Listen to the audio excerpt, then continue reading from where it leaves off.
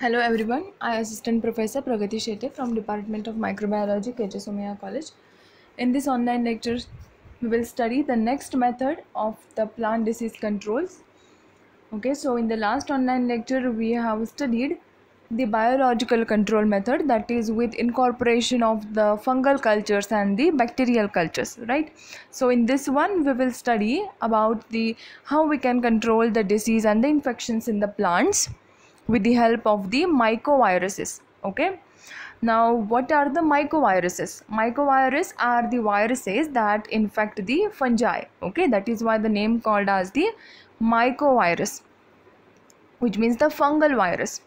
Okay, we can also call it as the fungal virus. Now this mycoviruses will infect the fungi, and this property we are using in the plant disease control. Now how we are using this property?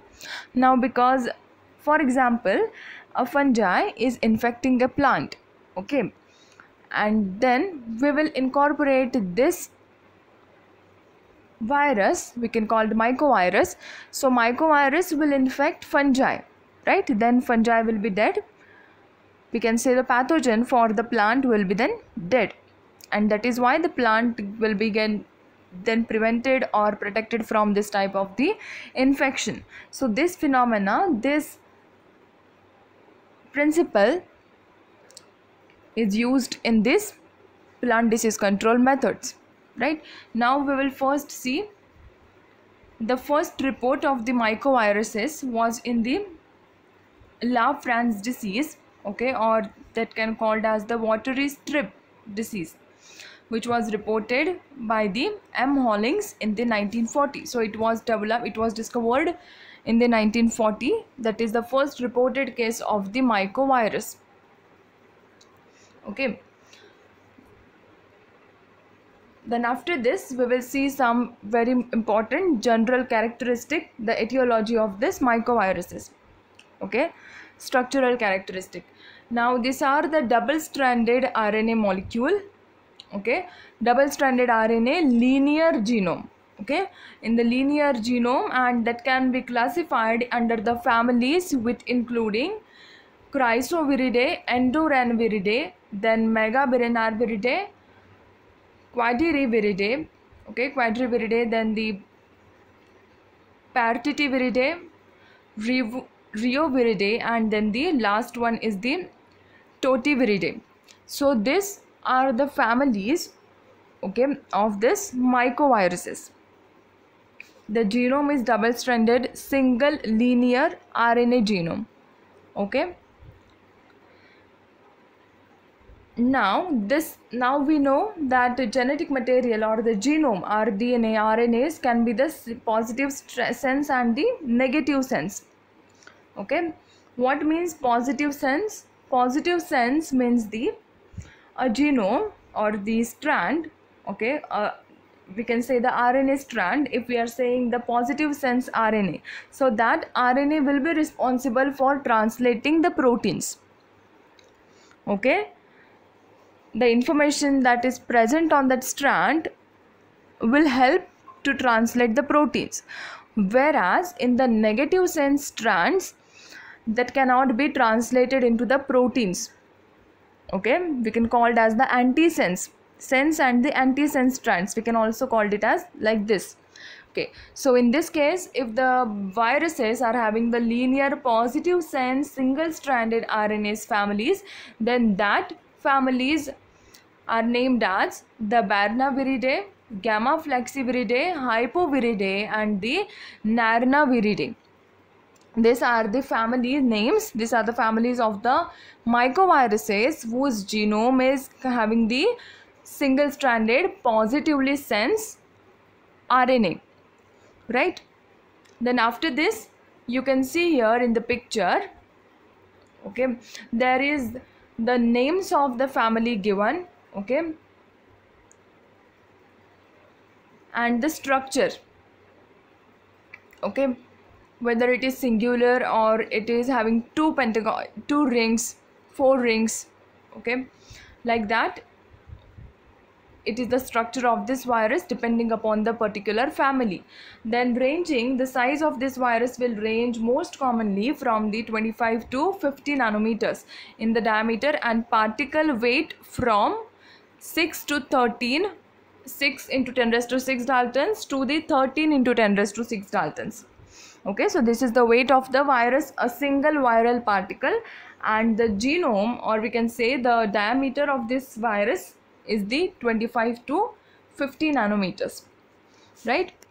This is the structural characteristics of these mycoviruses, which are very important, right? Now we should know the structure of a virus so that we will then able to understand that why that virus is able to cause any antigenic nature or antigenic expressions, right? Because the virus contains the proteins in it on its structure, right? It will have the viral protein. This protein will act as an antigen. Okay, that antigens are toxic to their host. Now in this case, this mycovirus will infect the fungi, so fungi will be their host, and due to this proteins or due to their action expression, the fungi will be then dead. Okay, then after this we will study the host range of the mycoviruses. That host mycoviruses can infect to how many types of the fungi.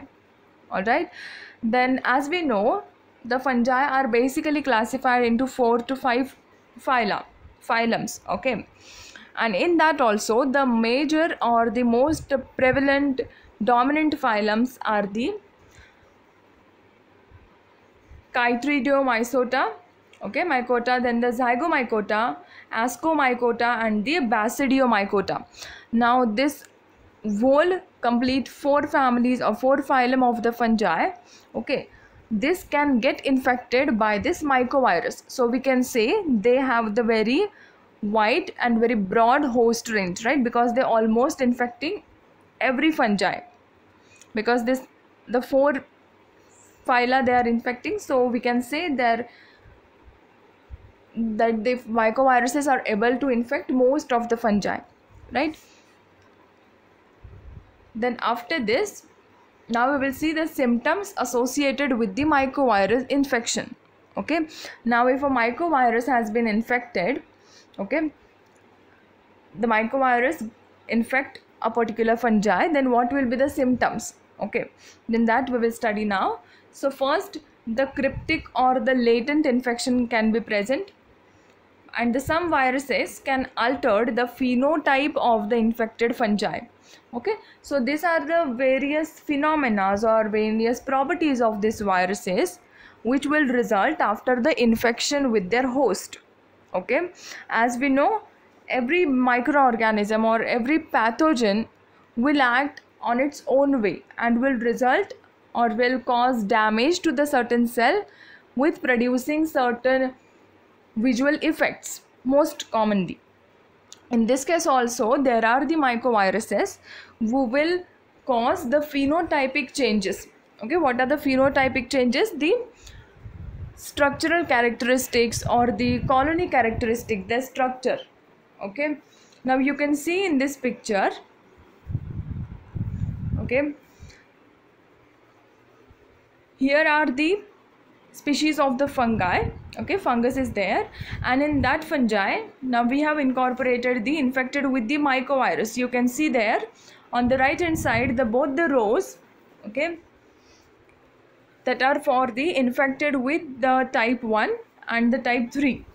Okay, now you can see the wild type and that infected viral fungi.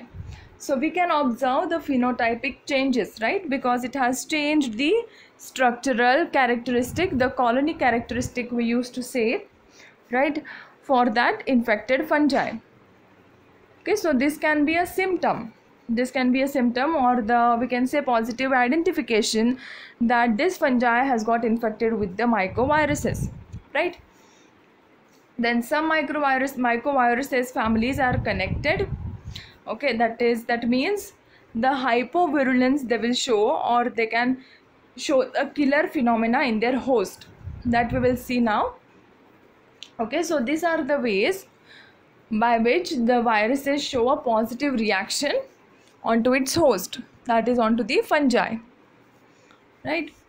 Now we will see what is the hypovirulence.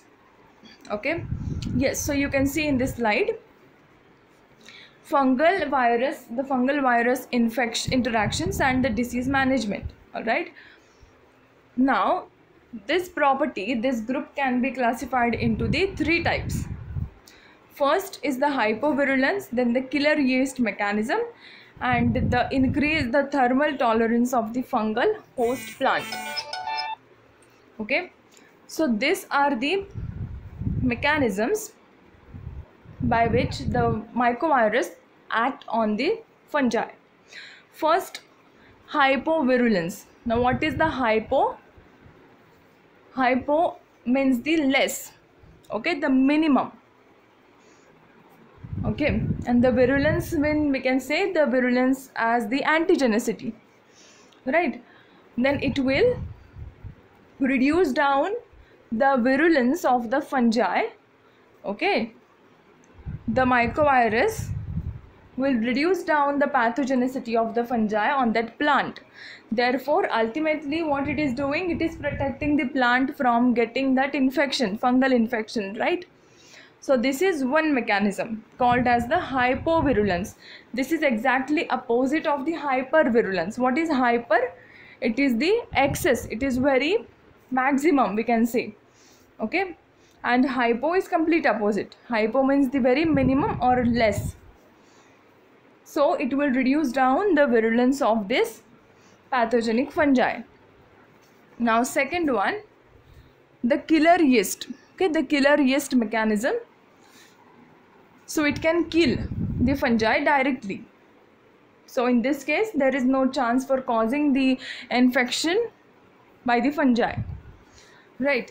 Then they can increase the thermal tolerance, okay, of the fungal host plants. Now this is another way by which the mycovirus show its activity. So they can also increase the thermal tolerance of the fungal host plant, okay, so that the fungus will not able to cause the infection. Okay, so because at that temperature the fungi will not able to survive, the fungi will not able to remain viable and active, right, at very high temperature, but the host plant will remain active because it will increase the tolerance of that host plant, and therefore fungi will then get inactive, or we can say can dead in that such the parameters. Okay, these are the ways by which the mycovirus causes damage in the fungal pathogens, okay, the fungi, and therefore we are protecting our plants, our crops, yields, agricultural fields from getting this type of the fungal infection, right, with the incorporation of these mycoviruses. Okay, then after this we will see why this hypovirulence occurs, right? Now just we studied the four mechanisms. The first one is the hypovirulence. Now we will see why this hypovirulence is happening. Okay, what are the bases? What are the mechanisms under that? So first, the mechanism of hypervirulence is still not clear. Okay, the research is still going on, but although there are some predictions, okay, or the hypothesis we can say, such as the signal transduction pathways. Okay, it can damage the signal transduction pathways in the fungi. Then the RNA silencing of the fungus and the counter silencing mechanism by the hypovirus. Okay, so they can also act with the help of the RNA silencing. This RNA silencing method we have studied in the last online lecture. Okay, if you want to understand this method in detail, then you can refer that online lecture also. Okay, then with the help of that mechanism also, it can create the hypovirulence for that fungal pathogens. Okay, Then also there are various other mechanisms also, okay, then such as the mitochondrial mutations it can cause in the fungi, then nuclear mutations, plasmid have been, or plasmids that are associated with the hypovirulence, right? Plasmids can act very well in this type of the infection, okay. So these are the mechanisms by which the mycovirus will infect the fungi, will stop the activity of the fungi, can reduce their virulence, can kill them, right? Then they can increase the thermal tolerance of that plant, right? And if the thermal tolerance of the plant is getting increased, then what will happen at that temperature, at that higher temperature, the fungus will not able to remain viable, remain active, and ultimately the fungus or the fungal action maybe becomes inactive, okay, or it can definitely get reduced down, and in that way the plant will get protected from that type of the fungal infection, right? Now we will see some examples of this mycoviruses, some successful examples of the use of the mycovirus against this fungal pathogen of the plant, okay. Now first is the hypovirulence against the Cryphonectaria parasitica, okay. So this is a fungi called as the parasitica, okay.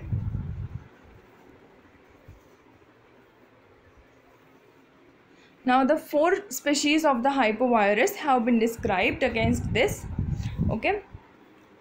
Cryptonectaria hypovirus 1, we can call it as the CHV1, 2, 3 and 4 respectively, the 4 species of this mycovirus or the hypovirus against this fungi called as the Cryphonectaria parasitica, okay. CHV1 among this species or among these strains received the most attention, which means this strain must have been shown very good effect against that fungal pathogens, right? Now the second one, now in this example you can understand it much better way, okay. Now hypovirulence against the Sclerotinia sclerotium, so it is a type of the well studied fungi, okay. It is the name of the fungi, Sclerotinia sclerotium. Now this is get infected by the mycovirus or the hypovirus called as the DNA virus 1. Basically, particularly it is a Gemini virus, okay. We know it is a family of a virus called as the Gemini viruses, alright. So this type of this virus will come under that type of the family, which will be able to cause infection or show the defensive action for the fungal pathogen called as the Sclerotinia sclerotium, okay. Now in this picture you can see the EP1 PN, the first left hand side first diagram of the plate, alright, and the DT8, that is the second just after that, okay. So these 2 Petri plates we can observe here, so those are associated with the activity of that virus, Gemini virus, okay.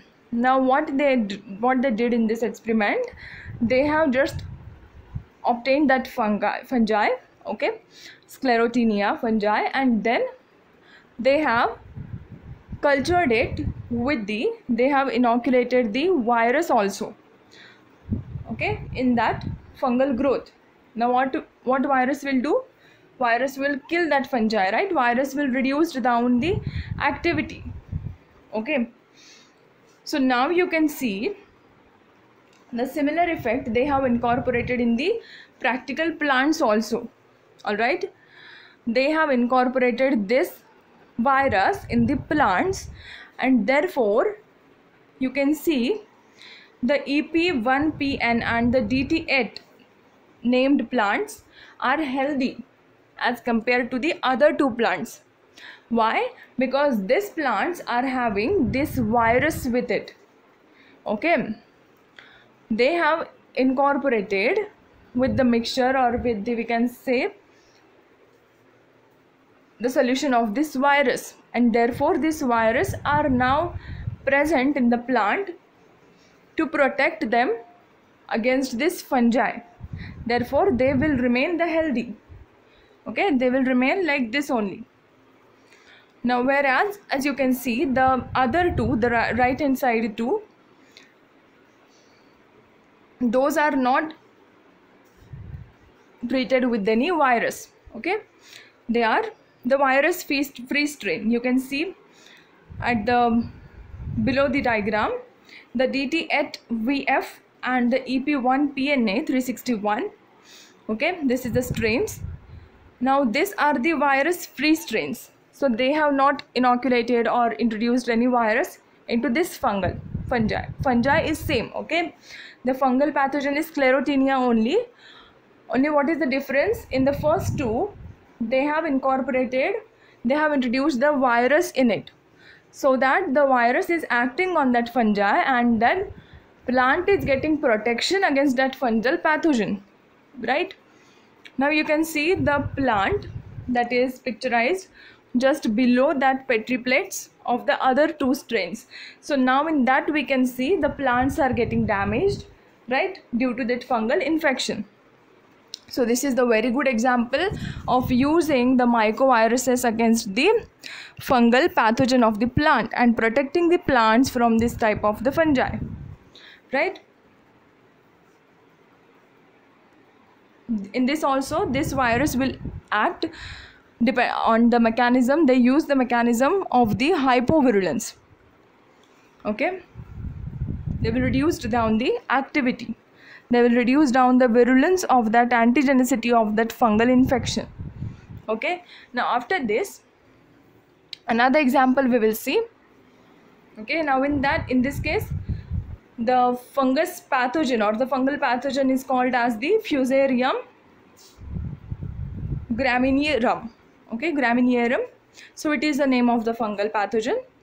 Okay, then that evaluated against the mycovirus. In this case is the double-stranded RNA mycovirus named as the Fusarium graminearum 5CH9.